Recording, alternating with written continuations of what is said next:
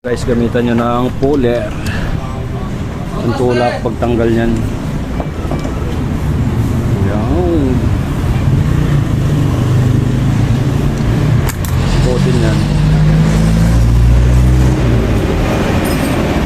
Para matanggal yung pinakalak.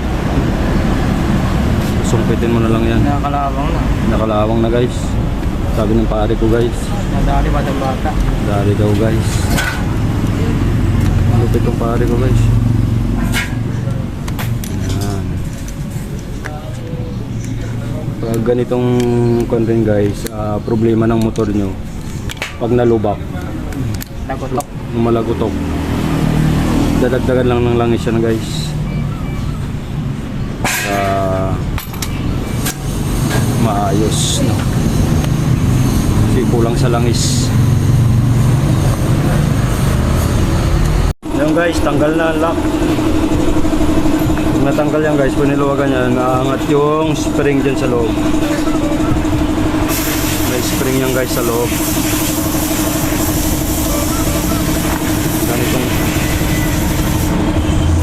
Ganitong tools guys yung bibili nyo para hindi kayo mahirapan. Pero may iba namang may technique dyan guys, vice grip tsaka alin. Ito yung standard tayo, standard. Yan, standard tayo guys, no? Yun, no? Yun yung spring guys. Yan, no? Kulang sa langis. Oh, kunti yung langis guys. Kurak na kami. Dapat dyan, ganyan guys dito. Kita mo. Dapat kita mo yung langis. Dapat lagpas kalahati yung langis niyan. Ito, konti lang eh. Na pare, panin natin yung langis pare. Ilagay mo dyan. Yung guys, yung langis.